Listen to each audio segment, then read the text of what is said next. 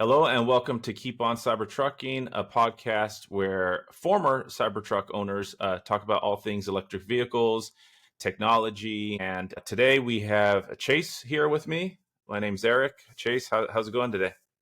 Pretty good. Just been busy. A lot of stuff Yeah. going on last couple weeks, but mostly just family Yeah, stuff. we took a few weeks off. There was one week where I think it was just one of those things where just taking a break, and then I kind of got bombarded with graduations. I believe, I don't know, last week or the week before, I got bombarded with a bunch of graduations. So it was just a crazy week for me. So I decided to just take that week off as well. But Tis the we're season. yeah, that's the around the time that we're in right now.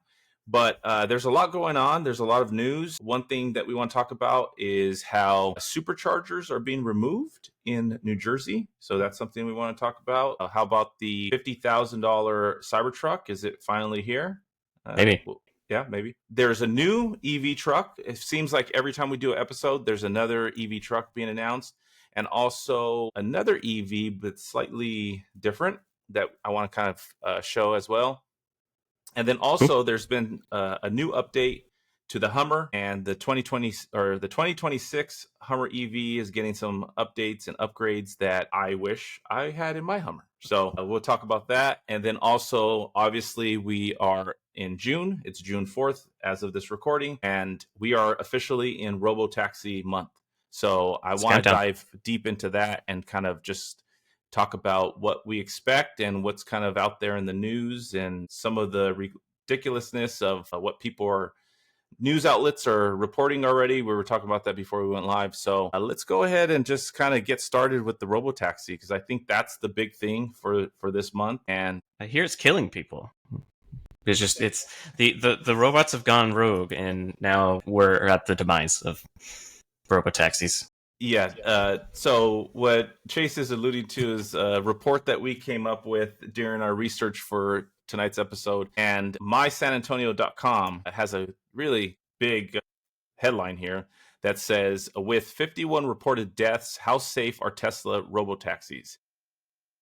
Well, clearly not that safe. I mean, come on.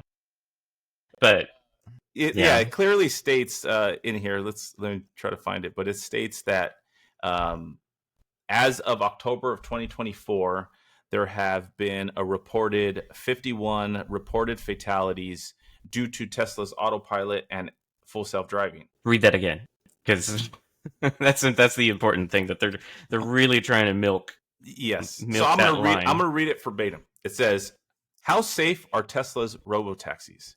The robotaxis rely on Tesla's autopilot and full self-driving software, which has been linked to hundreds of non-fatal incidents and 51 reported fatalities as of October 2024. Right. Which already we know robotaxis don't use Tesla's autopilot. It uses full self-driving. So they're trying to pull possible accidents maybe due to autopilot, not full self-driving, and try to make that correlation and connection for clickbait. 100%.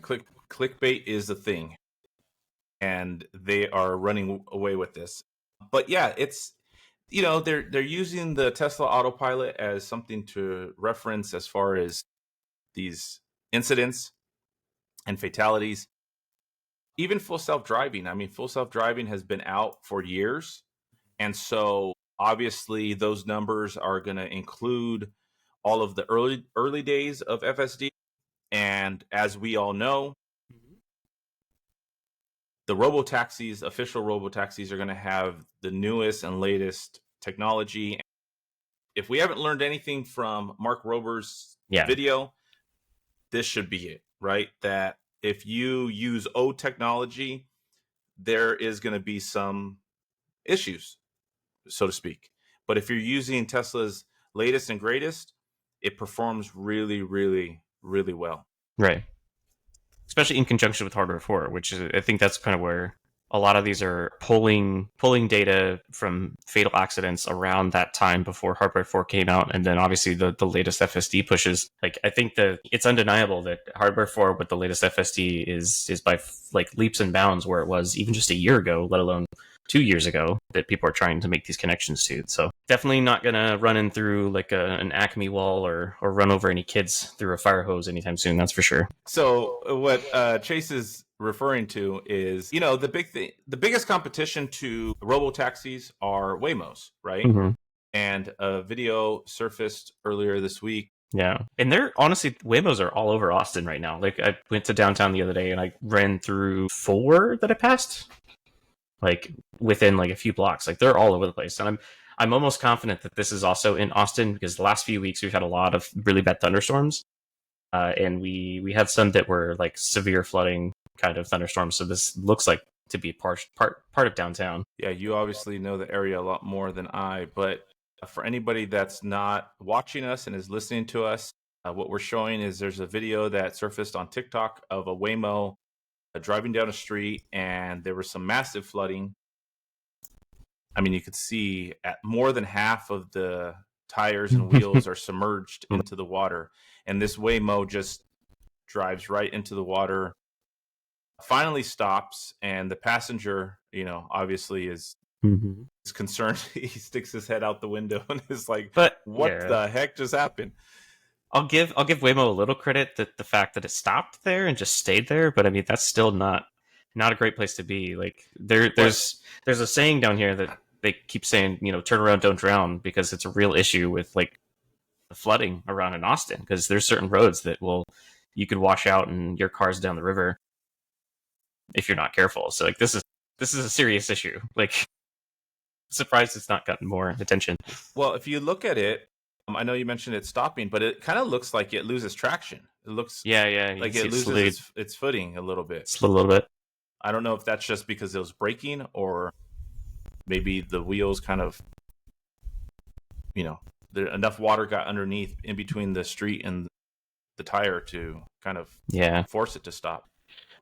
But it's just kind of par for the course, where we had the Mark Rober video where we're directly comparing LiDAR to FSD, and they're like, look how bad FSD is compared to LiDAR, and LiDAR's going to save these kids, and yet apparently they didn't try to drive it through a lake, because it completely fails at that point, or at least for Waymo's case. Yeah, Mark Rober, be better. We need more testing. You need to drive it through enough water that you can swim in it. Mm-hmm. Well, you could pull up at least the image from the Bloomberg article where they tried to directly compare Waymo versus FSD.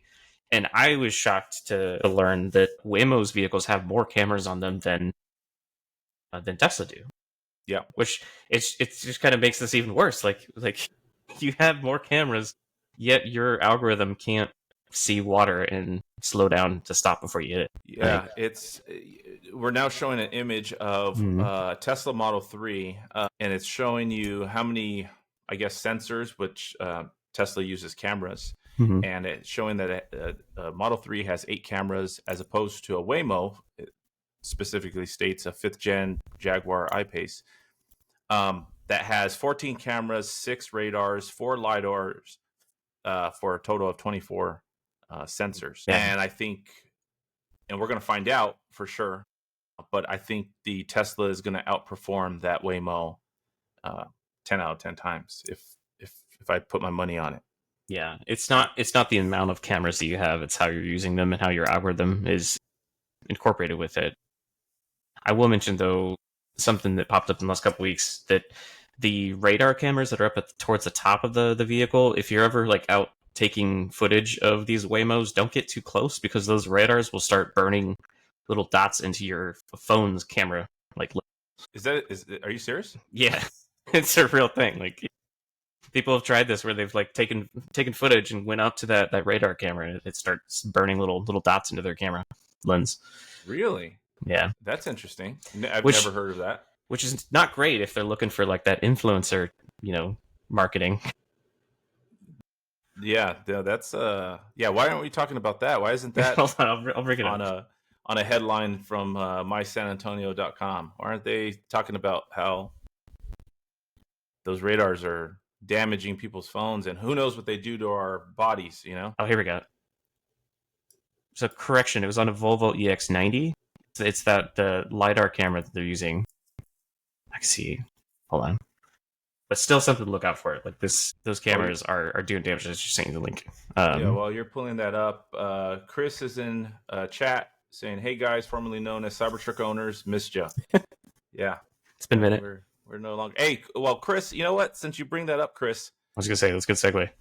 You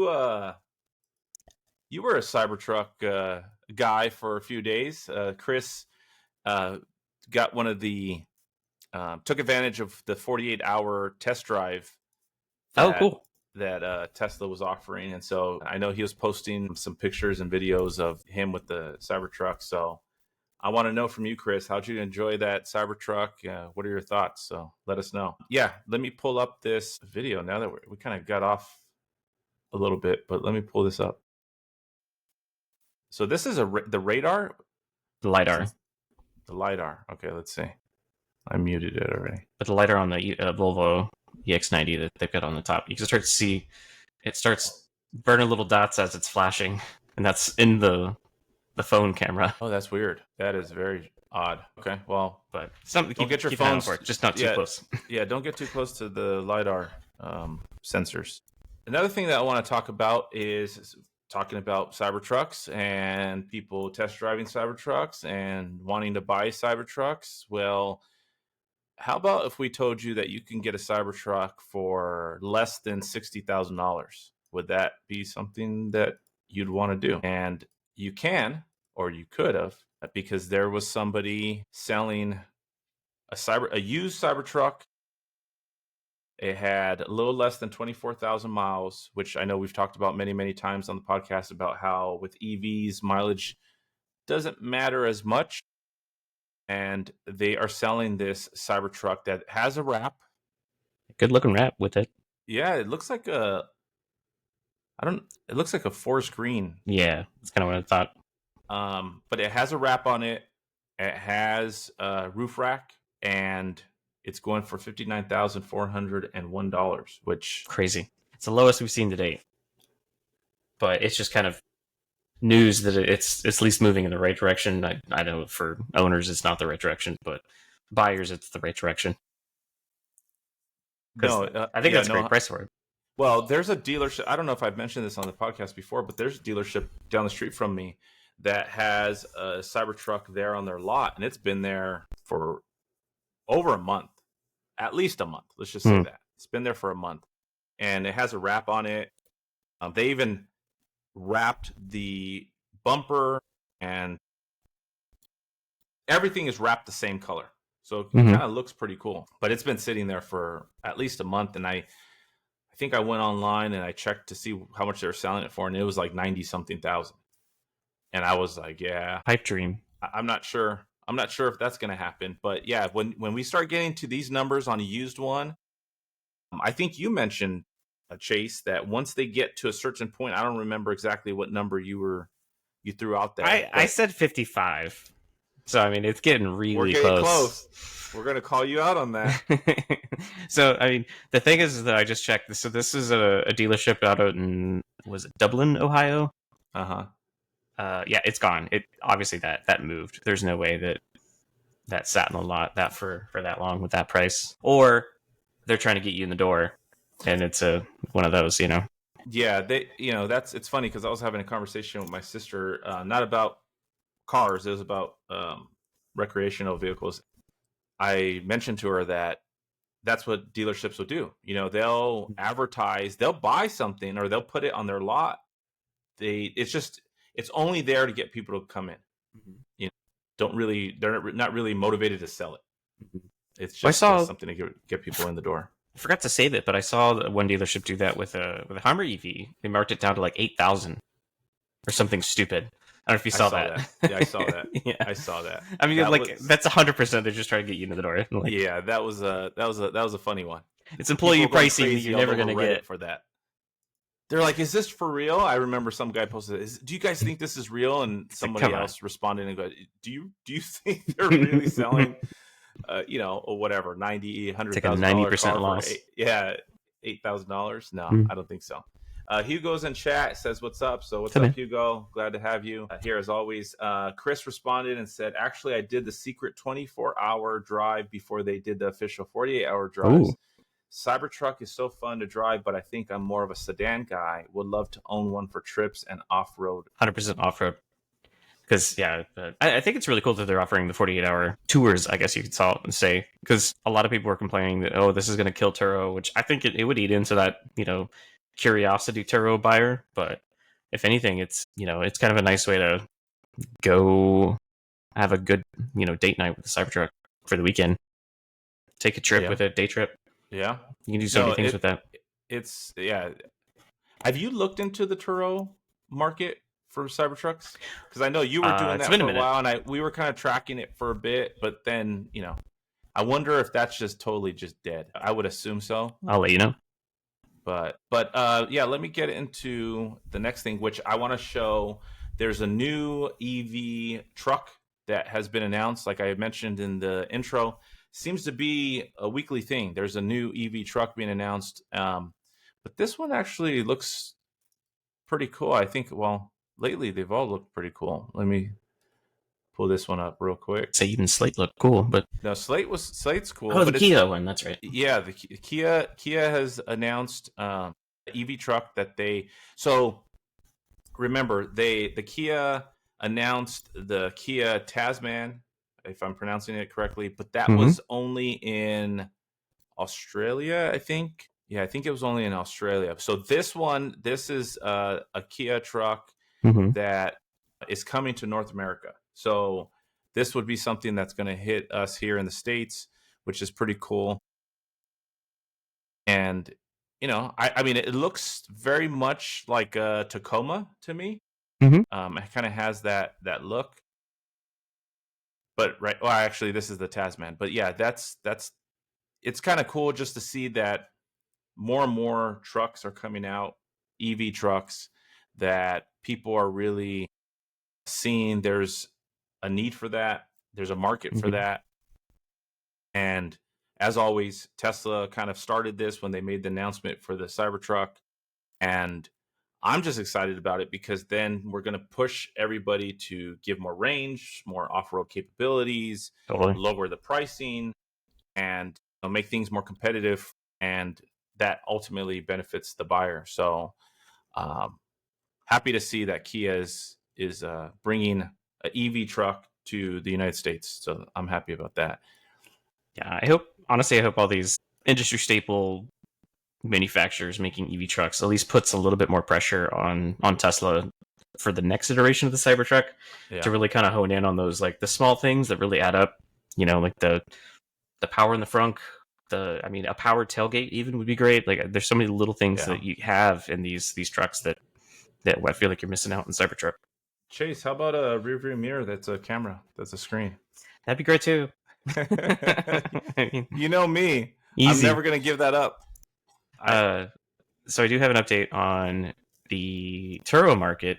Okay. Interesting enough, it looks like the neighbor that I had, he put up his Cybertruck like the week or two before we put up our Cybertruck. He's still up and running at $167 a day. He's had 64 trips total the last year or so. Another truck about the same, 72 trips. But I mean, there's now how many? Like 11 Cybertrucks available in Austin. Anywhere from 167 all the way up to 300, like just under 300 a day. Okay. And that's for a Cyber Beast. So 284, you can get a Cyber Beast. So definitely not the 1,000 or 1,500 or whatever was the crazy prices that were in the beginning, right? It's definitely come down, and I think what's more telling, like I said, are the people that have been doing it since the beginning. Like, you can even do the math on what 83. Sorry, not 83. 64 trips. How much money they've actually made over the course of the year, and it's definitely not enough to pay for the Cybertruck Foundation series. That's for sure. If you don't mind me asking, what was the most you charged per day? $1,200. And someone paid that? Yeah. It was for 1 day, and they extended like another half a day because they wanted to give it back late. It was actually a music video. They had rented it out, and that was the one that had the Playboy model in it. Yeah, they were doing like a whole big thing, so they don't really care. Right? Good times. But realistically, the most what was it? The most we charged on Turo, because that was actually off Turo with our own insurance. Shoot, it was like $850 a day. Was like the highest we got on Turo. But when we jumped on, like numbers were coming down really fast because what was happening is that people were literally like charging up to $1,000 a day on Turo, which by the way it maxes out at 1,500. You can't charge more than that, but people were still like trying to push it up there. But people would come in, put their Cybertruck on Turo, and then undercut people by like $100 or $200 just to get bids. Yeah. So yeah, it was coming down pretty fast from the peak. Like it only took about 2 months for it to come back down into like the 500s. So It's crazy. Geez. That's pretty penny for someone to pay just to drive a car. Yeah, I don't think I have my old data. Apparently, is not in my Turo account. Otherwise, that'd have been something I could pull up. But I think I've shared it. I could probably pull it up from old images. But yeah, I think total before we sold, I think we made about 14 to 15,000 of the truck in 8 months. That's not bad. So that's not basically bad at all. Just paid for itself. Yeah, it was a nice tax write-off. Yeah, you were able to pay for the truck, and then you got to drive it. Yep. You had some fun. Totally. I wanted to show a new EV that has been unveiled, and it's not what you would expect. Let me show you. So this is Lumina, and they have unveiled the first fully electric bulldozer. Yeah. Okay. It's called the Moonlander. It has an 8 to 10 hour of runtime. It weighs 32 tons, 0 to 80% charge in 50 minutes, up to 300 kilowatt charging speeds. What else is in there? 360-degree cameras, 750 horsepower. Over there, updates, some pretty cool stuff. But yeah, we've talked about and we've shown boats, electric boats. This is cool. Obviously, there's cars, but now there's an electric bulldozer, and I think your son would really be into this. He would love this. So let's go ahead and play the video real quick. Like, I want one. And it just looks cool, right? LiDAR. That's okay. That makes sense. The world is going electric. Yep, it does bulldozer stuff. Mm-hmm. So I'm curious, does this post talk a little bit more about it? Because I was trying to figure out, like, wait, is there a market for, like, EV bulldozers? Like, I didn't explain. But if you look, I think they mentioned it here. It says right here that the owner wants to compete with Caterpillars of the construction industry by building the Tesla of bulldozers. Moonlander's autonomous capabilities. So that makes more sense. They're going to be the Tesla approach by building everything from the hardware and software stack in-house. Mm-hmm. Once again, like we were talking about, right? FSD, and that's what kind of makes it different, is the fact that Tesla is just really developing it all from the ground up to work together, and that's what separates them. Yeah, the autonomous capabilities currently raising 20 to 40 million for its Series A round. It's pretty low, actually, for this kind of project. Yeah, for somebody who's really just like doing everything in house, that is kind of, they'll probably up that at some point. That's cool. The start date goal is January 2026, so not too far from now. Manned teleoperational autonomously. Is that? So I wonder if it is going to be completely autonomous, or if it's just going to be like you can just sit down on a computer somewhere and just drive this thing around remotely. That's what it sounds like to me. Almost like what we were talking about with the big wheels, right? Yeah. We were talking about that off air before we... you were talking about your son's birthday and how he got a trampoline, but he's only 3. And I was talking about how my son, when he was, 2 years old or so, somebody in my family bought him a big wheel. And it's like, he's only 2 or whatever he was. Yeah. It's like he can't. And you were talking about the new technology of now they have remote controls. So the kid could be in it and you can be driving this thing around like an RC car. Yeah, he's got a backhoe that, I can control it and I can drive him around. Yeah. If it was the kind of the case that, like you said, where he got it for his birthday and he was not old enough for it yet, but he still wanted to play with it, so I just sat him in it and I just started driving around. So he could just literally like sit there and it's driving him around, but now he drives it all over the place. And then, it's the funny part about that is he's going to grow up in this world of autonomous driving. Mm-hmm. And he's going to look at it and go, I've never driven anything in my life. My dad was right there sitting there driving my car. And now, he's 16 years old, 18 years old, whatever. And he's going to go, yeah, cars just drive themselves. Yeah, this is just what has always been. Yeah. Especially EVs too. Like, yeah, I never would imagine. But it's cool. Yeah, that is actually really cool. So yeah, the Bulldozer, that's, it's interesting because I wouldn't have ever guessed, at least not right now. There seems to be a real pushback against EVs from a lot of people that I would have never guessed that there was going to be an EV Bulldozer. But here we go. And who knows if it actually hits the market, but I hope they do, as always. I want them to succeed. So yeah, because it would probably be a stepping stone to everything else, like an excavator and all the other things. Whatever you can put on tracks. It gets the ball rolling, right? So that's what we want. Talking about these new EVs, the EV truck, EV Bulldozer, I wanted to also cover something, which was the 2026 Hummer EV is making some changes. Obviously, I just took delivery of my Hummer EV recently. And of course, in typical fashion, I buy something and they make an announcement weeks later that, hey, guess what? We're going to make some improvements. Should call up the dealer and be like, did you screw me? Like, did you know something? It makes sense why he called me and said, hey, guess what? I got a great deal. Hell of a deal for you, Yeah, thanks a lot. Thanks, Alex. But so right here, you can see the 2026. It looks the same. It doesn't look any different. The mileage, there's some increase on the truck EV. I have the SUV, so it doesn't really hurt me too much. I think mine is rated for 315 miles. This one's saying 319. But they're upping the horsepower. They're doing what they call now king crab.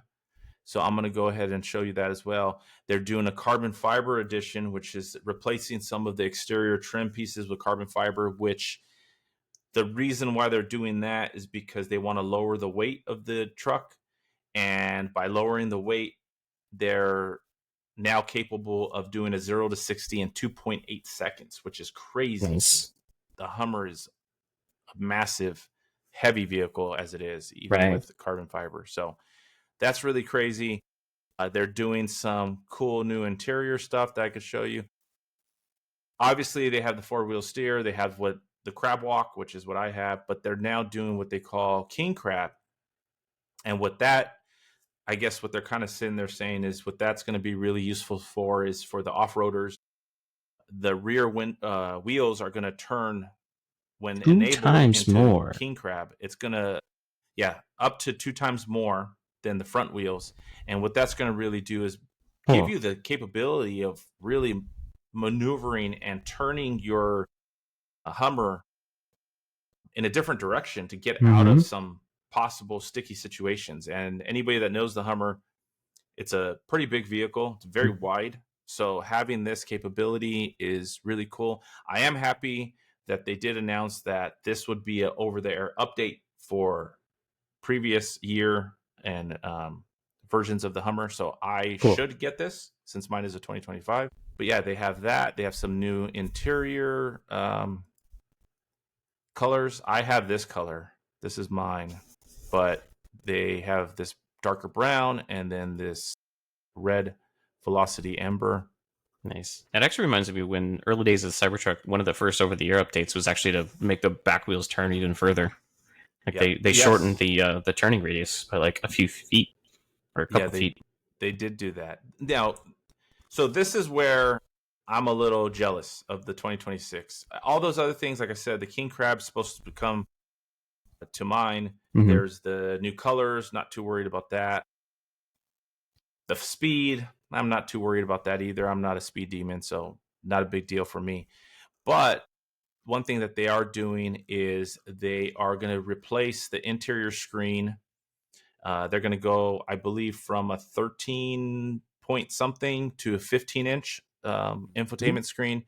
But the bigger thing is the actual software for the infotainment center is going to be updated, which is going to be quicker and faster to navigate. Mine is a little slow. I know on the internet, a lot of people talk about that. When I bought mine, I got a lot of comments about that. Oh, you're going to hate the infotainment. It's not that bad, but it's not as quick and fast as the Cybertrucks. Yeah. But it's not that bad. But they are getting that, and then you're getting the home.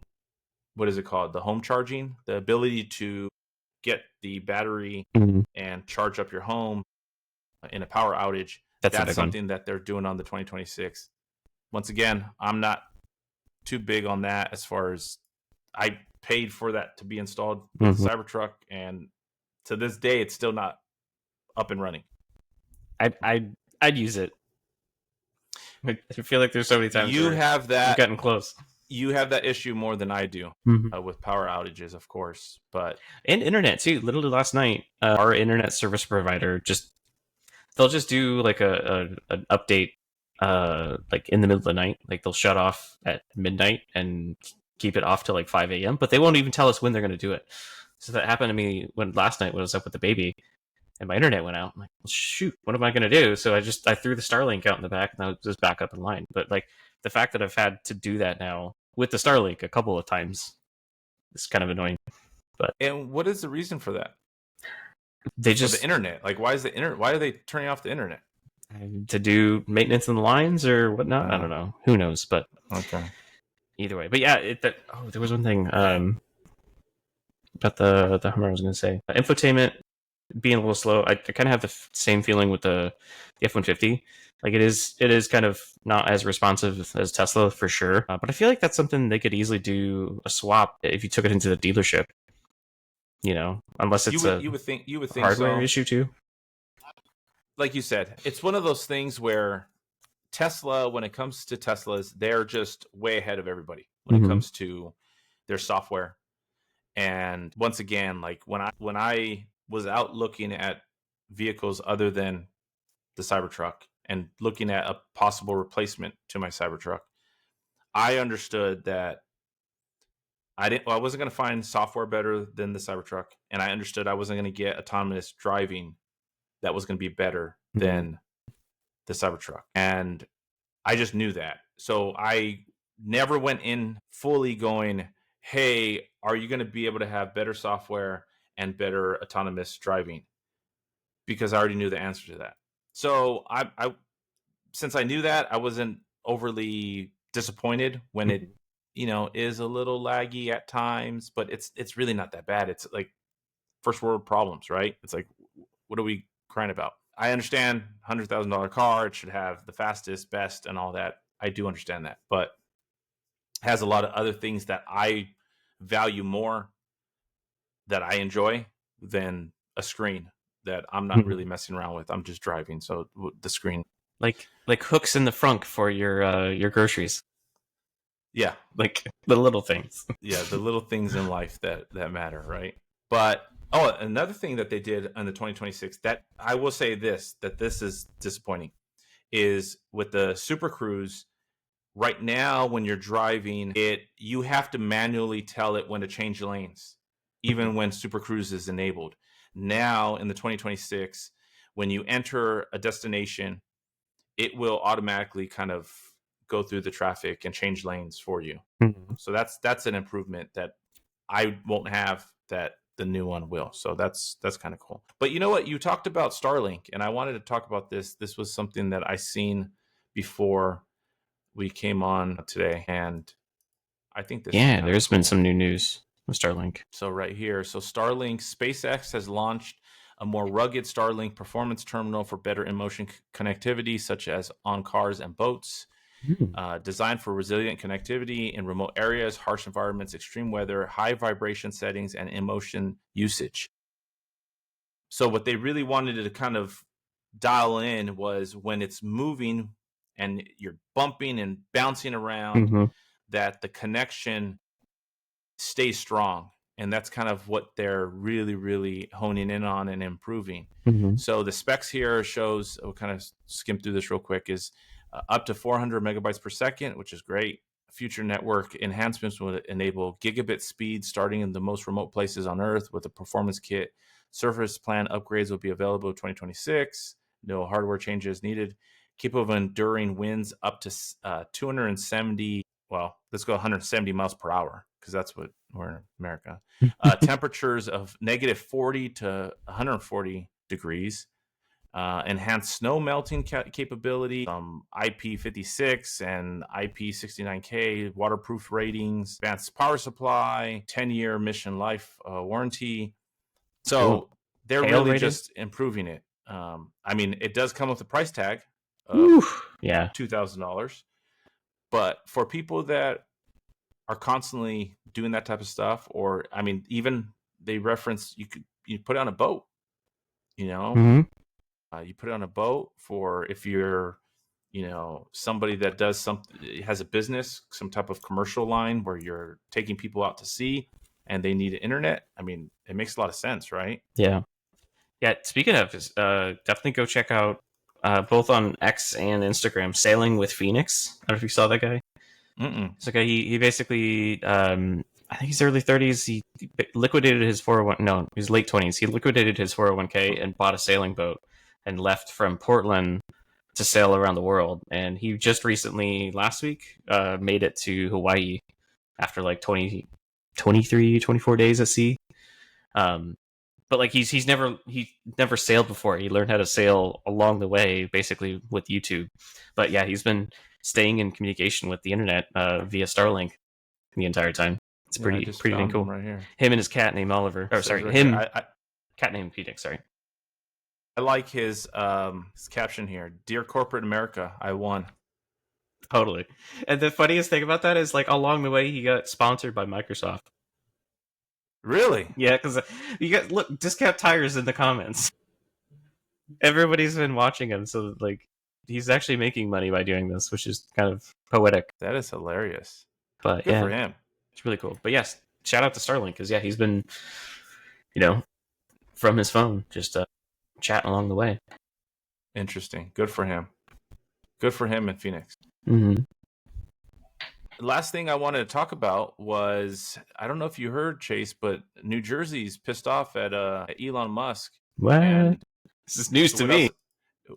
what else is new, right? Someone is pissed off at Elon Musk, but New Jersey is pissed off, and they will not renew 64 superchargers on the New Jersey Turnpike. Crazy.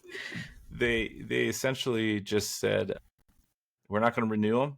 And obviously this is, I mean, you're talking about millions upon millions of dollars of infrastructure that was put into place, millions and millions of dollars that's going to be spent to replace it with, because that's their plan, is to replace it with a different charging network. And supposedly just because of our good friend, Mr. Musk. But it doesn't make any sense because that's a tollway. So they're also like losing money by doing this. It doesn't make any sense. They don't care about money. It's all the taxpayers' money anyways. They don't care about money. What they care about is their revenge at Mr. Musk and how much they dislike this guy. Wasting more money to even rip him out. Well, Tesla actually they responded. had a response to this. It says the New Jersey Turnpike Authority has chosen a sole third-party charging provider to serve the New Jersey Turnpike and is not allowing us to co-locate. As a result, NJTA requested 64 existing supercharger stalls on the New Jersey Turnpike to not be renewed and be decommissioned. We have been preparing for 3 years for this potential outcome by building 116 stalls off the New Jersey Turnpike, ensuring no interruption for our customers. The map below outlines existing But yeah, obviously, I guess Governor Murphy, it states down here, decided that they were going to go ahead and... I wonder if it's not necessarily a fight between like what Elon's doing and like political jabs, but I wonder if it's a disagreement on NACs and adapters. Or it could just be someone's putting money in his pocket going, 100%. Hey, yeah, get rid of them and put us in there. If another third party is going to facilitate the EV chargers, are they going to have NACS chargers available along with CCS? Like, what's the story there? Like, so they're going to have chargers, just not Tesla? Yeah, I don't think they want the Tesla chargers in there. You can even see Elon commented on this. He says, it sounds like corruption. There you go. Yeah, that's weird. But Who wants to drive through New Jersey, anyways? Yeah. That's a good comeback. I like that. I like that a lot. So, yeah, I found that really interesting that it's gotten to that point where people are just going, yeah, you know what, remove those superchargers. We're not going to renew it. Let's put something else in there. So, what are you going to do? Speaking of charges, I would be remiss if I didn't shout out the one that I posted in the chat about probably instead of posting their Facebook, how about I'll just link you Chris's video, or you can go pull up the website. I'll mention. So Chris Bow has a Bow Family EV up on YouTube. Has a really good video where he visits this one, but it's one of the first mom and pop EV charging stations there in Little Rock, Arkansas. It's Franklin's Charging, run by a guy named, I believe it's TJ, if I'm remembering that correctly. But he visits them, and he set up kind of what we've been talking about, like a little kind of oasis where it's not just a gas station. You can come in, get some coffee, hang out for a little bit, but has some decent charge stops. And he has this location, and then he's also opened up another location in Little Rock. So it's kind of like a little tiny little group of hometown charging stations. So if you're ever through Little Rock, it would definitely be a cool place to stop through. Yeah, go through Little Rock. Don't go through New Jersey. Detour around New Jersey through Little Rock and then get to New York. Yeah. Sure. That's the way to, if that's the quickest way to get there. Right. But yeah, okay, that's cool. That's I mean, I like it. I like the little, has a cool little look to it and vibe. Yeah, I think it's just starting the trend because, honestly, I think they're using ChargePoint chargers, and it's not like this is ChargePoint. This is that difficult to do as long as you can, obviously have the right power draw. But this is a great idea for a startup. You don't need to jump through the hoops for a convenience station or a typical gas station that you could, as long as you have the power to be able to set up an EV charging stop. Possibly the possibilities are endless, really, for it.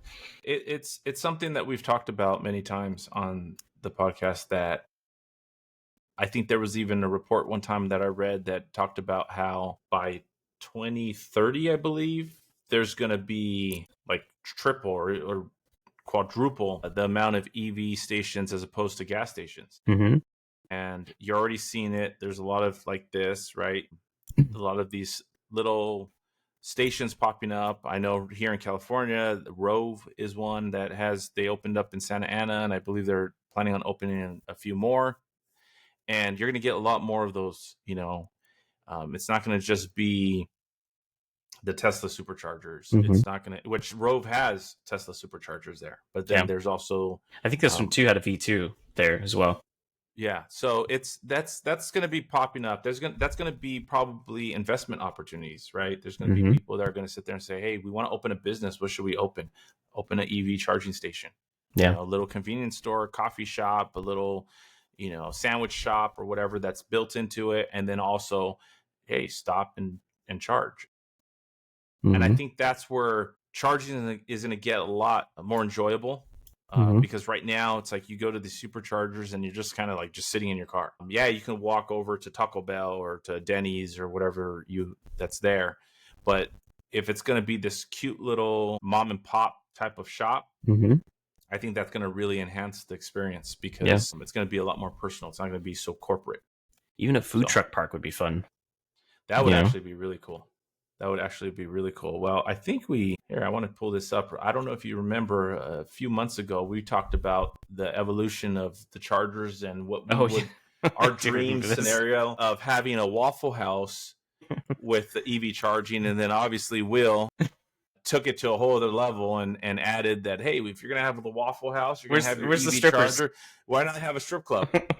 And so unfortunately, that hasn't happened yet. But as you can see here in this article, a Waffle House has added some EV charging to some of their diners. So it's happening slowly but surely, Will. I know you're going to listen to this at some point. So it's happening. One more step. That's all we need. One more step. We just need the strip club to jump on board. Okay. Smothered, covered, chunked, and charred. That's what it says, and that can go for the strip club as well. But yeah, it's it's happening. You know, there's going to be a lot more of that. So that's fun. That's exciting, and that's the evolution and the future of EV charging, in my personal opinion.